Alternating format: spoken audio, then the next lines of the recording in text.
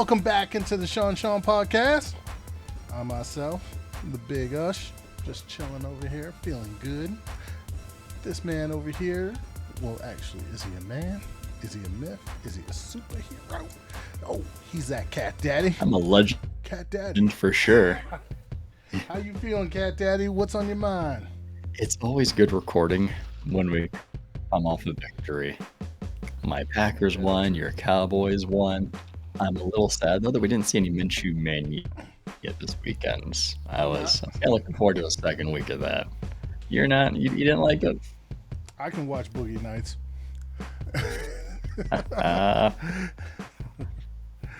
But we did have some really good football, so I think we should just jump right into it. First game was that Thursday night game. Steelers traveling to Minnesota to face those Vikings. And this is a tale of two halves, in my opinion. You had the first half where Dalvin Cook single-handedly ran through the Pittsburgh defense, apparently with a torn labrum and a dislocated shoulder. And yet, he didn't look like he was hampered by any of it. Man, they must make some real nice shoulder braces. They weren't touching him. Yards. Well, that's the thing. The Pittsburgh defense wasn't touching him in the first half. He didn't have to worry about it. He could have run on two broke ankles, two broke legs. He still would have gotten 202 touchdowns. So, and then in the second half, I mean, the Vikings decided we're done playing football for the day. And, I mean, mostly, I don't know if you could say Kirk Cousins was putting him in a bad position or Justin Jefferson forgot how to catch the ball, but there were multiple occurrences where Justin Jefferson got hit and could not hold on to the ball. I can't say which it is because, I mean, they were contested catches. They were difficult because he was getting hit. But, I mean, if you are a top-tier guy, you got to come down with those. And then Pittsburgh decided, you know something, let's make a game of this. And they almost did.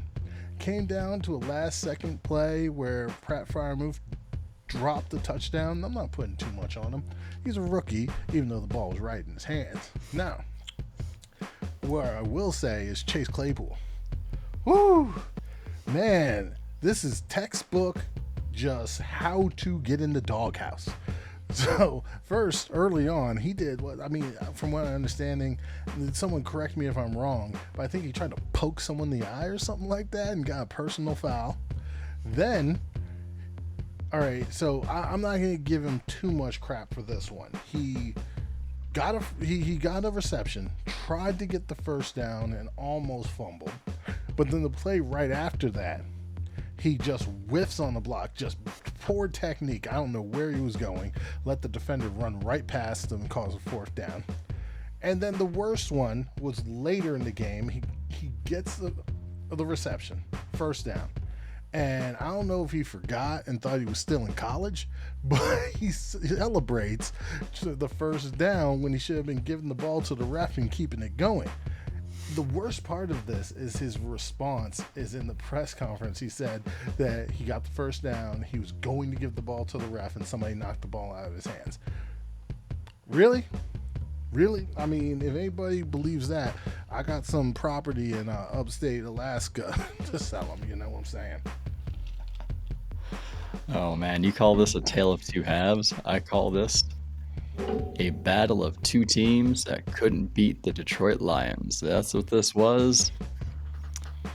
The game got more exciting as it went on, right? The first half was just a blowout. Second half, Minnesota forgot to play. Pittsburgh remembered how to play. Something telling for me is that it's the fourth straight game where the Pittsburgh offense just started out dead slow, and they needed to pick it up in the second half. In this game, it's unfortunate that what they did in the second half, while it was great, was too little too late. And they missed a little chunk of time, and that's where my WTF moment for the week comes in, because I gotta jump on Chase Claypool here, right? You got the first down. Good job. You're right. This isn't college. The clock doesn't stop when you get that first down, right? They don't stop the clock to move the chains in the pros. They keep that clock running. And I'm not saying that Chase Claypool cost the Steelers the win, but I will say that he cost the Steelers an opportunity to win. Because in that They could have probably had another play. situation, Pittsburgh's down by 8. They need a touchdown, and they need a 2-point conversion. That play to Pat Freiermuth, I'm not too mad at him because he got knocked from both sides when he was going to catch that ball. I'm not too mad that he didn't come through with that catch. I can see why. But, and this is where it comes back to Chase Claypool, is that you're celebrating, slow that clock down, or it ate at least 5 extra seconds off that clock. That immaturity, that carelessness, that ignorance of being unaware of the situation and the clock, that cost the Steelers 5 seconds, which is the equivalent of one play. So if Pat Freiermuth drops that ball in the end zone, all right, guess what? You have another shot because you still have about 5 seconds on the clock. Now, would the Steelers have converted that, gotten the 2-point conversion, forced overtime, gone for the victory?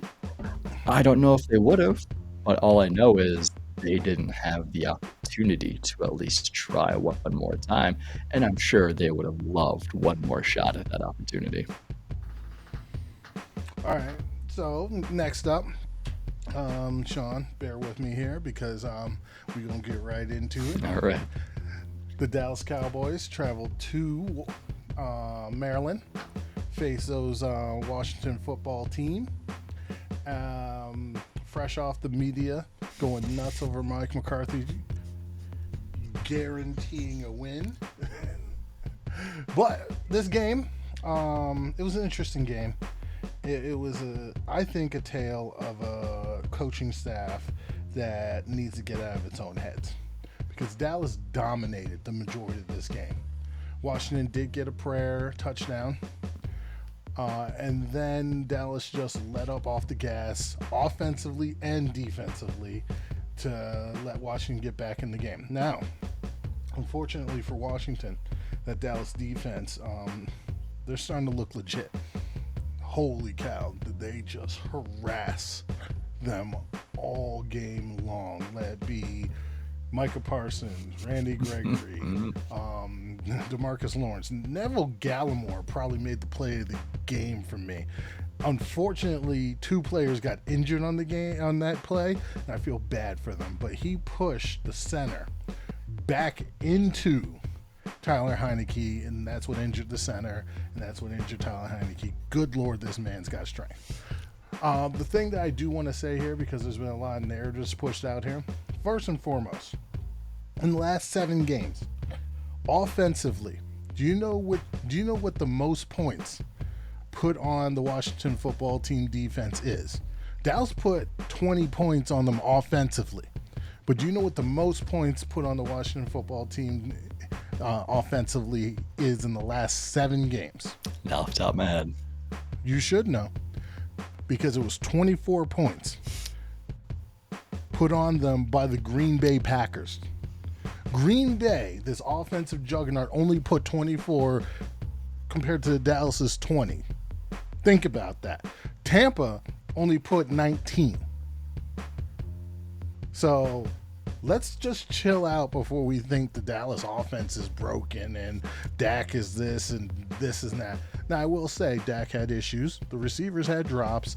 And schematically, there were problems. But I do think that Mike McCarthy just wanted to get out of there with a healthy enough team. After Tyron went down, I think they did have some little drawbacks. Plus, they had some issues like Lyle went nutso on somebody for just touching Dak, which I'm not too far against. But all I'm saying is the sky's not falling, Cowboy fans.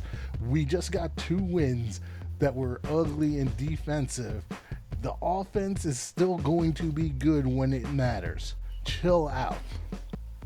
You got any thoughts? Oh, my WTF moment comes from this game. You could say there's 3. First WTF moment.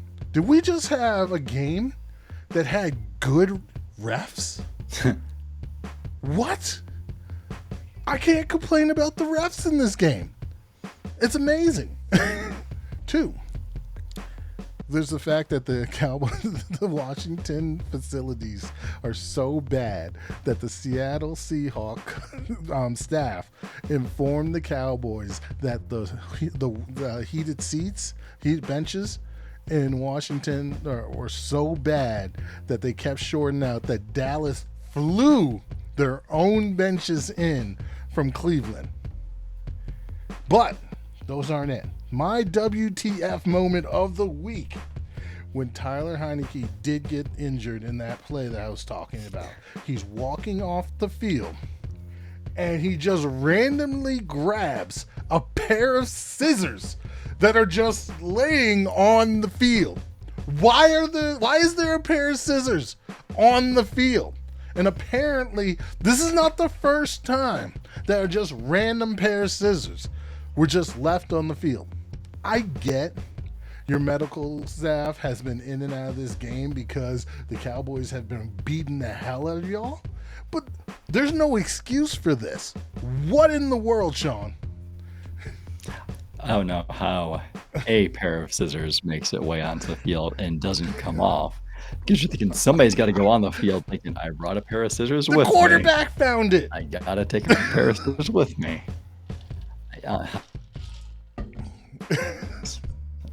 I don't know. And that's fair to say that Dak Prescott looked disappointing in this game. Oh no, I didn't say he wasn't good. He was amazing. Right. I'm saying there's more to it than just Dak Prescott's bad. I'm saying that schematically, and I've heard, I know people, listened to people who looked at the all-22. There's a lot of like route combinations that just weren't getting players open. So if you think it was just Dak holding on to the ball or Dak doing this, no. He had 3 passes that I know he wishes he had back. One was the interception to Landon Collins, maybe 4, but one of the interceptions to Landon Collins that was overthrown and probably an ill-advised pass. The 1-2 that was the pick 6, and then there was a screen to Cooper where he was just off. Other than that, after rewatching the game, Dak was actually kind of sharp for most of the game. It was the schematically there were issues. So is that Kellen Moore? That being said, yes, Kellen Moore needs to adjust. Here's why I compare it to. Early in this year, people said that Patrick Mahomes was broken. Was Patrick Mahomes really broken, or did the Chiefs need to adjust to the new way that defenses were playing?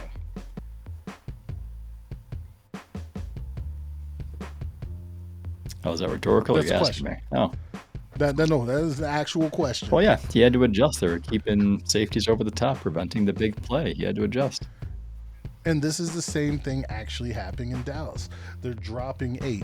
They're leaving boxes open because they know Zeke is injured.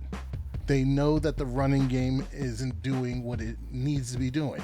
Now, note, from what I'm hearing, Kellen Moore's going to adjust that with pulling guards and stuff to help out the running game, and maybe, do some shallower routes. Maybe put some guys in motion so that when they can flash open. But all right, enough about my Cowboys. Let's move on to the next game. We will say that you think the Cowboys are still a contender. Am I wrong?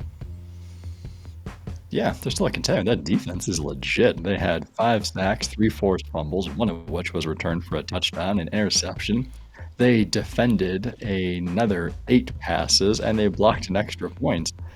Even if that Dallas offense continues to stall and not perform as well as expected, that defense can carry them. But do you really think that's going to be the case for the offense? Like, do you really? No, they just have to adjust to it. Kellen Moore has come up with a better plan, better scheme, and they need Lyle Collins not to get himself ejected. But we know one thing everybody can agree on, and I mean everybody, is if that happened with Andy Dalton, nothing would have been done. They wouldn't have came to his rescue. Ooh. But all right, also though, maybe now we can pump the brakes on Kellen Morgan that head coaching opportunity. He's still got more to learn. All right, next up, we got the Ravens traveling to Cleveland to face the Browns. Game start with Lamar. I didn't actually see the hit, but I hear the hit was kind of dirty. I wish I would have saw the hit because I don't like calling the player dirty without having more context. I will say this: is just me, or the Ravens look better with Tyler Huntley in the game? With that said, the Ravens did make it a game, but the Browns came out 24-22. We'll be talking more about the Browns in the next episode because this could all be for naught. Sean, any thoughts on this game? I saw the play. I saw where Lamar Jackson got injured. Do I think it was dirty? At least the couple of times I watched the play, I didn't think it was a dirty play. Because you have Lamar Jackson, who's got the ball backfield. He's starting to move a little bit. He's starting to get a little mobile. And the player who actually injured him was Jeremiah Owusu-Koramoah. And he dive toward Lamar Jackson, going to his legs. In his defense, how many times have we seen Lamar Jackson do a pump fake or do a fake and then take off? Sure. How was Jeremiah Owusu-Koramoah supposed to know that, yep, he 100% got the ball off? Going by memory, and it's been a few minutes since I've seen the play. But it looked like he was jumping forward, lunging, diving as Lamar Jackson was throwing. So he could have easily have tucked that ball and run. And then JOK would have been made a fool by not following through on the play. Now, it's unfortunate that Lamar Jackson suffered the ankle sprain on that play. It's unfortunate, but I don't think it was a dirty play. And it certainly didn't appear to be anything done with ill intent. So what you're saying, that this is one of those situations like what could happen to Kenny Pickett coming up sometime soon, where his style of play kind of brought this injury, this hit on himself. It's like the Ben Roethlisberger stuff. Ben Roethlisberger with his pump fakes and how like his style of play where he likes to scramble, he's invited a lot of big hits that other quarterbacks like Peyton Manning, who doesn't do the same type of stuff, would just go down and wouldn't take those hits. Like Ben Roethlisberger invited some of these hits. What you're saying is that, unfortunately, because of Lamar's style of play, it was something that may not have been able to be as avoided if it was somebody else. With Lamar Jackson, there's always a threat that he's going to tuck it and run. Peyton Manning, there wasn't the threat he was going to tuck it to run. Tom Brady, even though he scrambled a few times this past weekend and earlier in the season too, there's not the fear of him taking off and running and breaking a 15, 20-yard run. Lamar Jackson, he can take off in an instant. So do I blame JOK? No, I don't. No. I didn't think it was a dirty play. I may have to go back and look at it more, or in a slow motion sense, to see what the timing was. But I didn't think it was dirty. I don't think that play was penalized, or they called a penalty for roughing the passer or anything like that. So the refs didn't think it was, which, I mean, that's not saying much. So I didn't think so. But speaking of Baltimore quarterbacks, yeah, the offense seemed to move a little bit better with Huntley back there. I think he was doing a pretty efficient job of passing. I think he was 27 of 38, threw for 270 and a touchdown. He himself also has a running ability, so he picked up like about 45 yards in the ground. Need some awareness, though. Good Lord. Man, he was getting hounded all game long by Jadeveon Clowney and Myles Garrett. Myles Garrett had that nice strip sack. It's almost like that perfect play, because Myles Garrett how much you think got the sack, forced the fumble, picked up the fumble, and then took the fumble back for a touchdown himself. No, but how much do you think Clowney was mad? Because Clowney had it in his hands and it bounced right off. I don't think he was mad. I don't think he was mad. It's Cleveland got the victory. That play definitely helped. And speaking of Clowney, he has played. I think he's played very well with Cleveland. Stop in Seattle, nice stop in Tennessee. football. Everything he had before. Like, he needed someone like Myles Garrett on the opposite side. He's played some really nice complimentary football. It's just like when he was in Houston and he had J.J. Watt. Yeah. All right, unless you have more, we're going to move on. I'm glad that Huntley used Rashad Bateman a little bit more. Don't get me started on that. Moving on. All right, next game, saddest game of the week. We had three contestants with this, and they're all in a row. First one is the saddest game of the week. We had Jacksonville going to Tennessee to face those Titans, and the Titans beat the Jacksonville Jaguars 20-0. I had a conversation, you were part of it. Is Trevor Lawrence a possible bust? Watching this game, because I rewatched, this is one of the ones I rewatched. Yes, Trevor had some problems here. He threw some picks. But at the same time, why in God's blue earth? Yeah, I'm saying blue because I'm just being so facetious on this. Why in the world is Trevor Lawrence throwing the ball 40 times? Why in the world? Because this game wasn't out of hand. Why in the world is Jacksonville not throwing the ball? Running the ball more and protecting their rookie quarterback who has next to no reliable weapons. Or offensive line. I do not understand this. Trevor Lawrence threw some gems in this, but then he's being forced to play hero ball, and it's not that time. He does not have the team around him to do that. And I feel really bad for Trevor Lawrence right now because he needs some different coaches.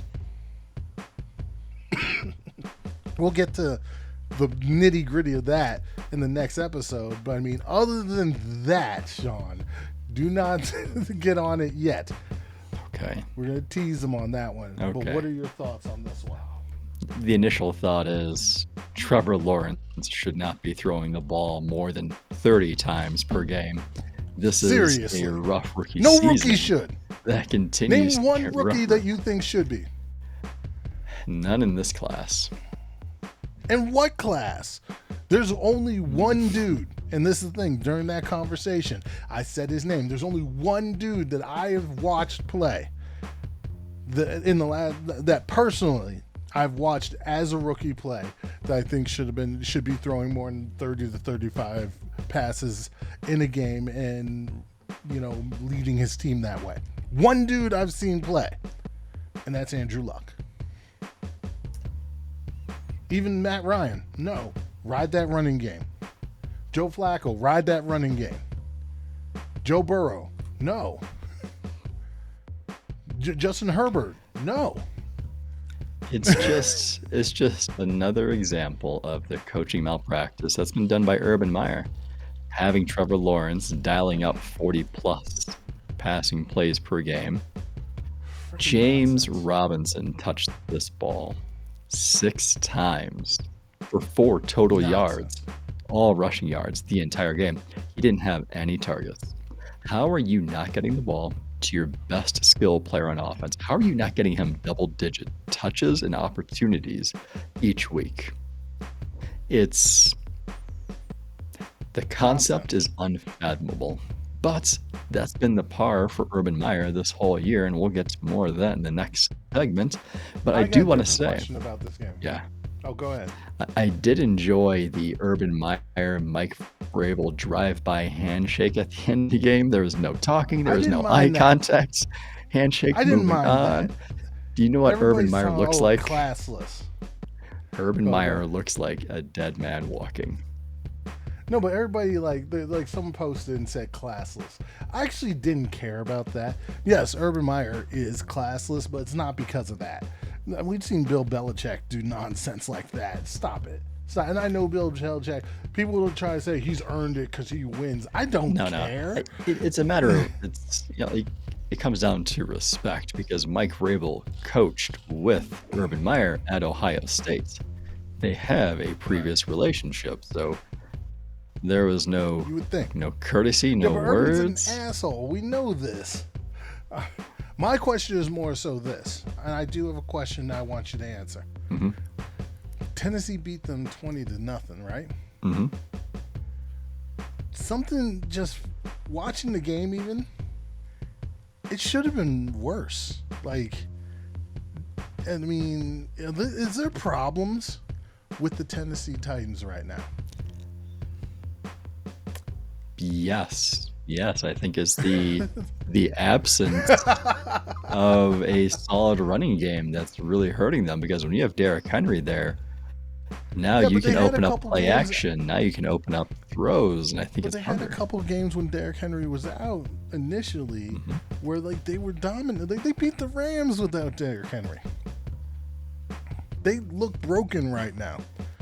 The offense does. Unfortunately, in this game, the offense didn't have to do much to be able to beat Jacksonville, but how good did Julio Jones look out there when he got back? Not very. He didn't look very He good. looks old. Yeah. He looks old. All right, next up, another team. I don't know what happened here. The Raiders went to Kansas City I know what happens. and got the brakes beat down on them, 48-9. And let's be honest, Patrick Mahomes didn't have to do too much. I know what happened in this one. What happened? Before the game, while Kansas City's still in the locker room, the Raiders all gathered together at midfield and they start stomping on the Chiefs logo. I did not know this. And that's the only stomping they did for the day because their first offensive play, Josh Jacobs takes a handoff, goes left, That defense, fumble, man. returned for a touchdown, and after that, Kansas City just brought the pain. 4 sacks, That they defense forced was 5 big, turnovers. The offense is looking pretty good too, but that defense is what Big led. man. Yeah, But Patrick Mahomes didn't do too much. I'm looking at the numbers. Didn't do too much in that. he didn't have to. He didn't have to. I have a strange stat for you. Go ahead. The Raiders are 6-0 when Derek Carr throws for 300 yards or more. That's interesting. 0-7 when he doesn't. Yeah.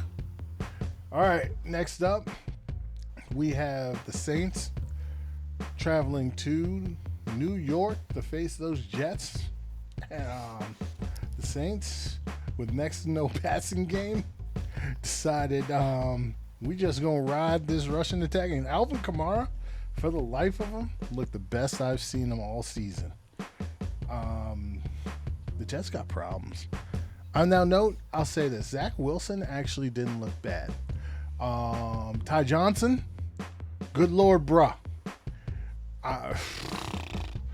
You dropped 3 passes, 3 wide open passes. Come on, man. I bet Robert Saleh can't wait to get Michael Carter back. This is the thing. Like, I mean, the Jets right now have 0 depth. I mean, if you got Zach Wilson out there, if you got Michael Carter out there, if you got Elijah Moore out there, then they can look competitive. But they have nothing. They need to build up this roster. They're top heavy based on their rookies, and the defense just isn't it. I mean, everybody knew the Saints were going to run. Now, note, I know it's Sean Payton, and I mean, he can pull blood out of a stone, but I mean, dang. Any thoughts, Sean? The Saints got their first win without Jameis Winston.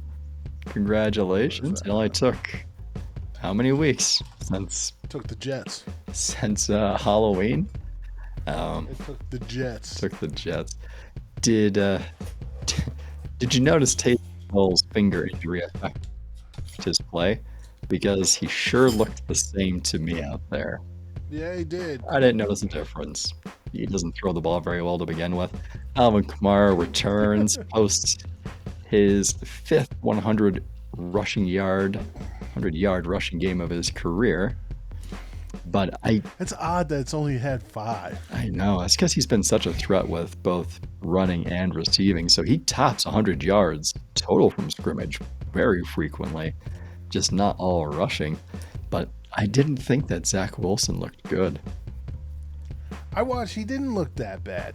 He didn't have much help at all. No, I mean, he was without Corey Davis. He's without Elijah Moore. Ty Johnson's dropping everything that's thrown his direction, but Zach Wilson wasn't helping himself with accuracy.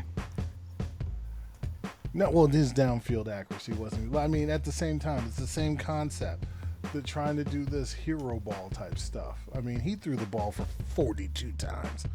What in the world are we doing? Well, in this one, they were trailing by more than Jacksonville was. This game was further out of hands. No. Not till half. Not till after the half. They were actually close at halftime. I mean, at the same time, Ty Johnson. All right, moving on.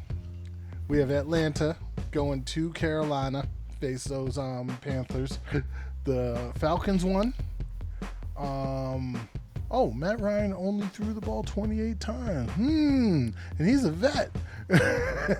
I'm gonna be honest. I learned nothing that I didn't know about these two teams from this game. The Panthers have problems, especially at QB. The Falcons are a team that's basically trapped in limbo. Yes, they could make the playoffs, and they'll be one and done.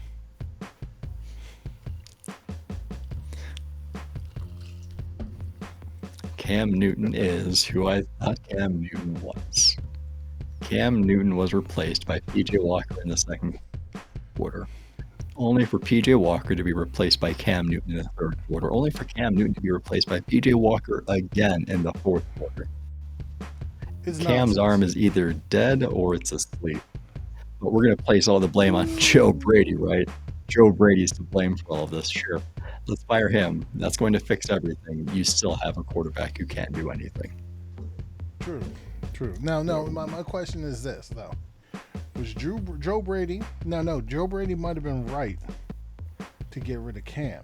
But I'm wondering if Joe Brady's the one's like, oh, let's bring Teddy in. Oh, let's bring Sam Darnold in. Now, no, here's the thing. I'm not placing the blame on Joe Brady. The buck stops at the top, bud.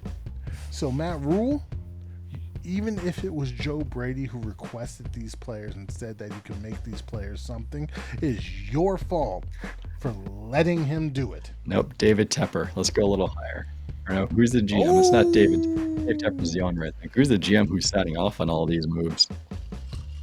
I don't know. Yeah, it's a great idea. Let's draft J.C. Horn at number 8 when we still have Justin Fields on the board, even Mac Jones. Yeah, not that J.C. Horn's a bad player. Denver did. Well, here's the thing. I wouldn't have had it. Here's the problem. They had Teddy Bridgewater. Teddy Bridgewater did not play poorly last year. He just played Teddy Bridgewater ball. Yeah, which he's playing in Denver. I know. Is it enough to get you over the hump? No, but it is enough to keep you in the pack. It's the same thing as Matt Ryan ball. The thing I don't get about the Joe Brady firing is you've had 2 years of poor offensive play, but guess what? How many games has Christian McCaffrey been on the field for the full game? He is your offense. The quarterback is not the most important player in Carolina. The running back is the most important player. At the same time, let's be honest here. If you knew this, I get you thought Christian McCaffrey was coming back going to be fully healthy, but by him getting injured and by him being a running back, you should have already automatically tried to transition this offense into a DJ Moore offense. Which means not taking a corner, which means taking something else like offensive line. They could have Rashawn Slater. I mean, they could have had a lot. But I mean, we have some segments coming up to deal with that too. Moving on, we have the Seattle Seahawks going down to Houston, face those Texans. And you know something? The Texans had fight. They had a lot of fight. And I'm going to tell you this also. Probably going to have another full year of Davis Mills find out what he can do. He didn't play poorly. He just didn't play great. At the same time, I don't understand how Russell Wilson plays football.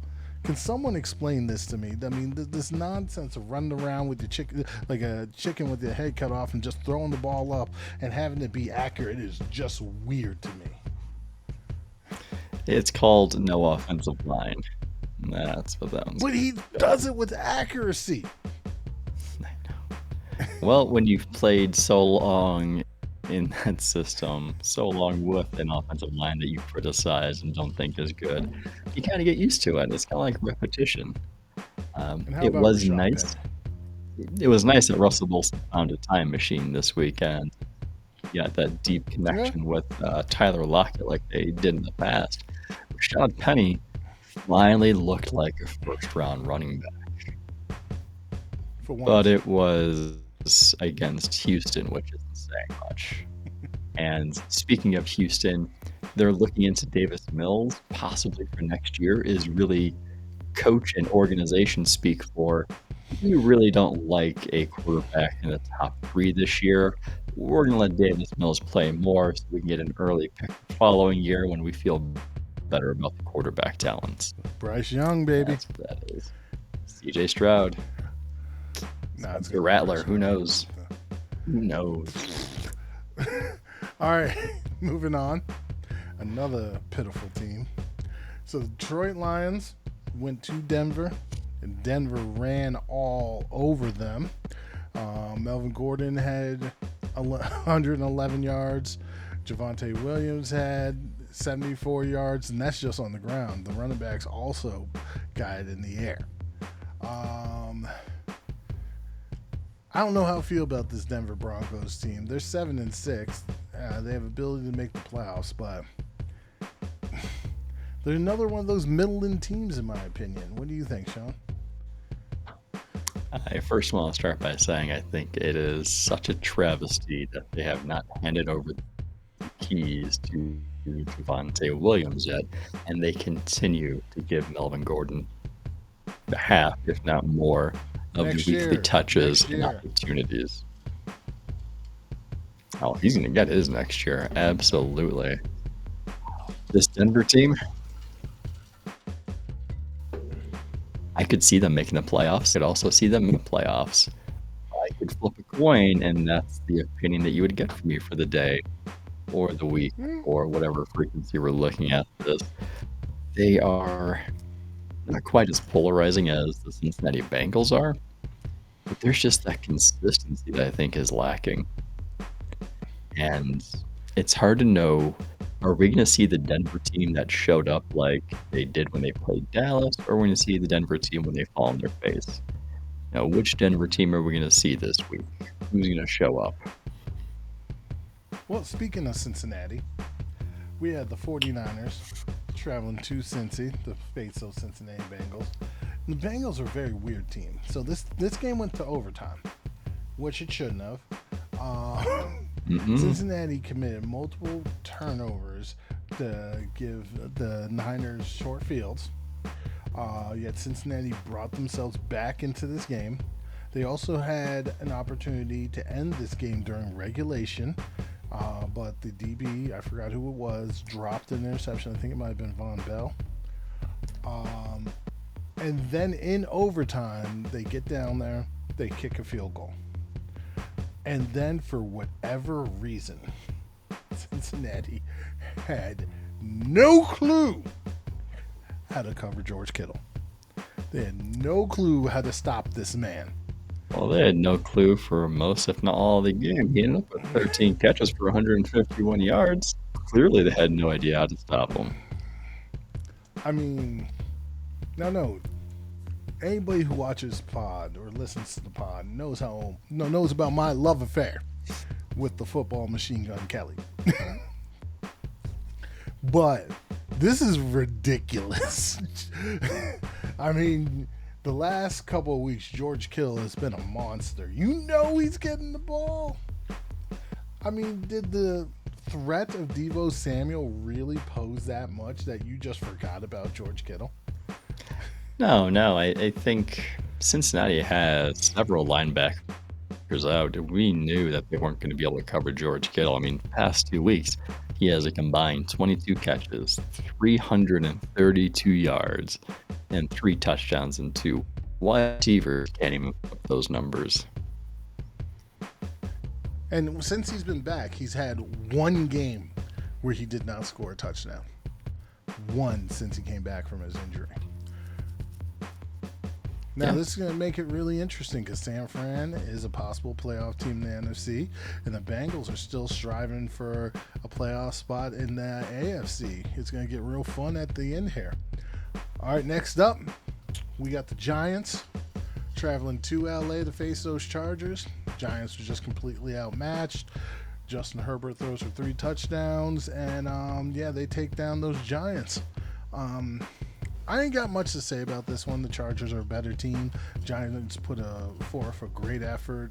Saquon Barkley really put his heart on this one. It just wasn't happening. Any thoughts on this one, Sean? No, did the Chargers even need Keenan Allen this week? No, they did not. They didn't. Job done with Mike Williams, Jalen Guyton, Josh Palmer, Austin Eckler for the smallish amount of time that he actually played. They had no reason to rush Eckler back after his injuries, so they just left him on the sideline, prepare for Thursday night showdown with Kansas City. This game wasn't even close. All right, next up, it's my game of the week. I got the Buffalo Bills traveling to Tampa, face those Buccaneers. This game was heavily dominated by Tampa most of it, but then Buffalo came back, roared back, got into the overtime, even though I don't think it should have went to overtime. Buffalo. All the Buffalo fans out there and Buffalo players, my heart goes out to you being a Cowboys fan, knowing how this feels, because this happened to us week 1. You guys got Brady'd, and if you don't know what Brady'd is, that's when the refs either completely ignore a call that should be called or call a call that shouldn't be called. And both happened in this game, just like the Cowboys game in week 1. At the end of regulation, there was a PI, and it's blatant PI. Let's be honest. Carlton Davis on Stephon Diggs, I believe, and it wasn't called, or maybe it was Gabriel Davis. Whoever it wasn't called. It should have been a first down, but instead it wasn't. Buffalo at 4th down, they went and they kicked a field goal to go into overtime. In overtime. And I'm going to stress this. This is the biggest pet peeve of mine in the NFL right now, next to bad officiating. This is the biggest pet peeve of mine. The competition committee needs to do something about this. Do not reward quarterbacks for poor throws.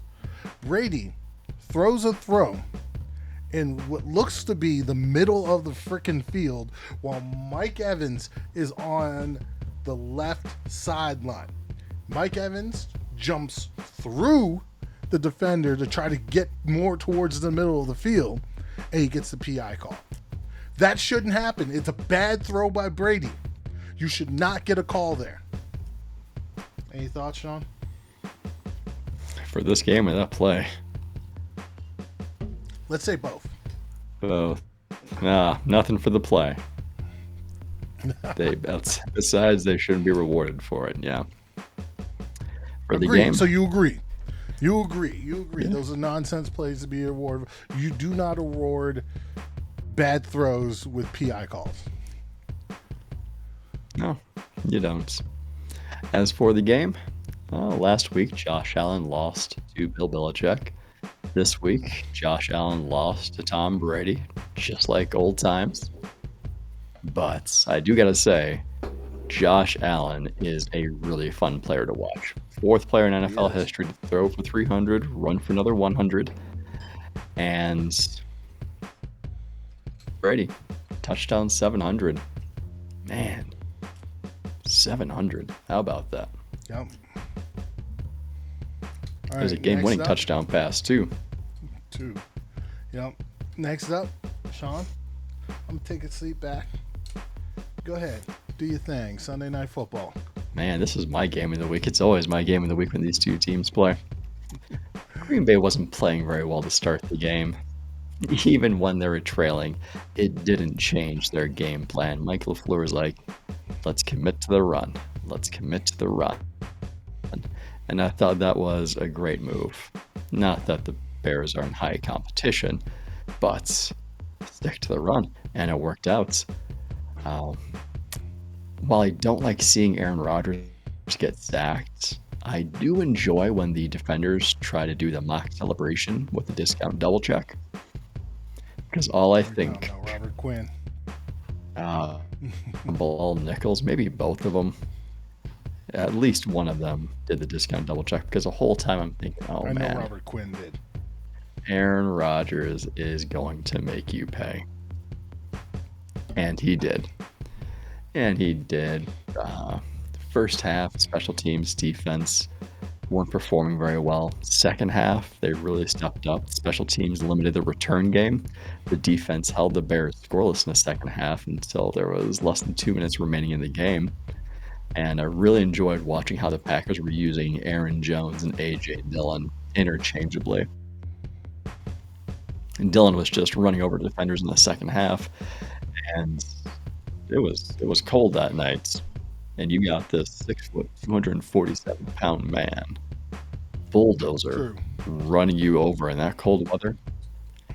That gives me confidence in Green Bay's offense in the postseason when you have a run game that you can interchange Aaron Jones and A.J. Dillon in.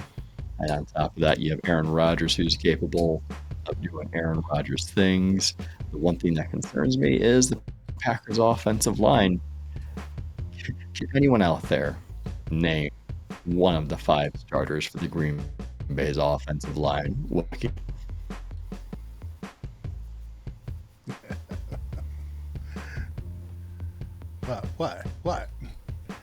I'm going to say this. You know what this game made me think of? So, first half, there's a certain player. Well, I'm not sure if, he was just, saying, I'm just going to conserve myself.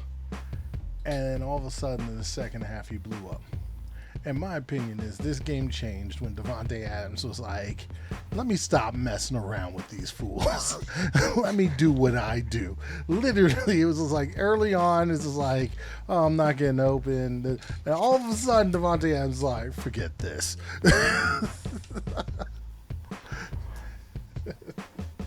Yeah, if Aaron Rodgers is primary owner of the Bears, you have to think like Davante Adams is in second for that. He's like co-owner of the Bears.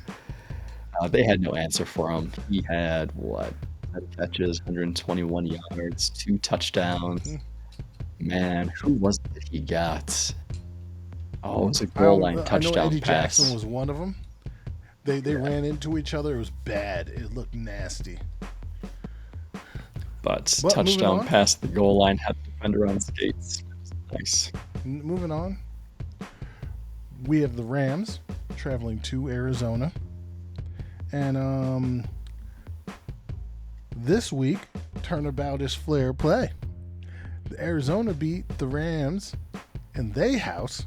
Now the Rams beat Arizona in their house.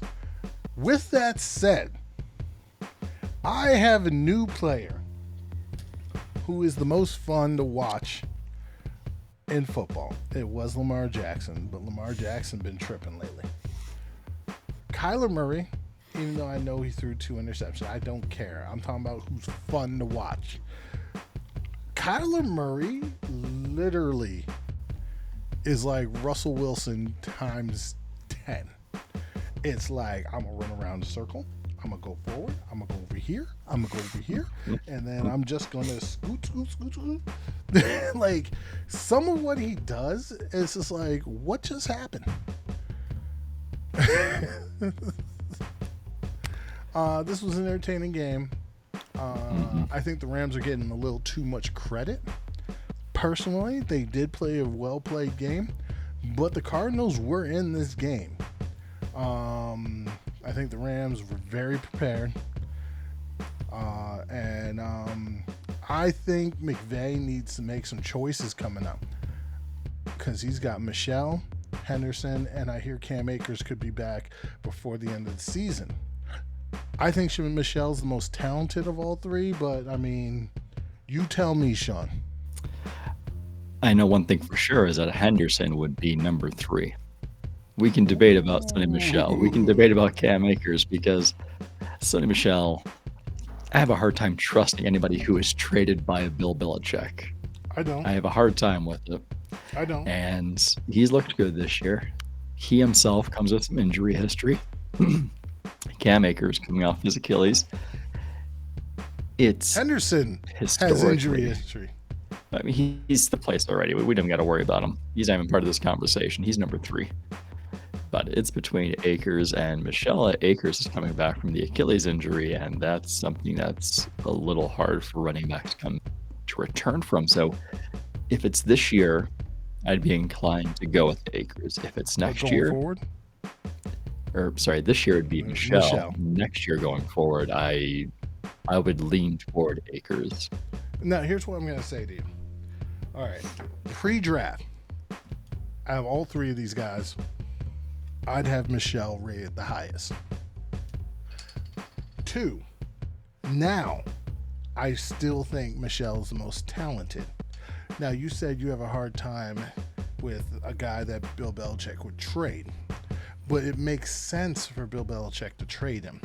Bill Belichick got a gem in Harris in the 3rd round. Michelle's coming up on a contract soon. Now, no, based on that alone, only way I see it is if the Rams are moving on from him. Now, with that said, if Michelle's willing to take a discount for the Rams, which he should because they took a chance on him, I could see him being that go-to back for them and Akers maybe taking the back burner. But I do agree with you, Henderson should be 3rd. Yeah, I'm glad we agree on that one. That being said, playoff picture is going to get really interesting because the Rams have hope to win this division, let alone, just make the playoffs. I mean, the Cardinals face Dallas in 2 more weeks. And, I mean, that could play seeding with the Rams or with seeding in general. So it's going to be a lot of fun. I agree. All that being said, Cat Daddy, words of wisdom time. All right. It's animal related again. Animal related. Love your pets. Don't love them too much, right? Love your animals. There's a camel beauty contest of sorts in Saudi. What? Yeah, exactly. You heard that right. And apparently it's very popular. And there were many camels. There were many camels disqualified because they had cosmetic enhancements like Botox done to their camels to win like this beauty pageant. So again, love your animals, love your pets. There's a line. Don't breastfeed them and don't give them Botox. So that's what I got for you. Mine's not even near. People, I get the holidays are coming up. I get this. I get it can be very stressful. Don't let it stress you out. Don't buy into the pressure. Do what I do. Wait till the last minute. Get some gift cards or, ask people what they actually want. Don't try to surprise nobody. There's too much nonsense that goes into that.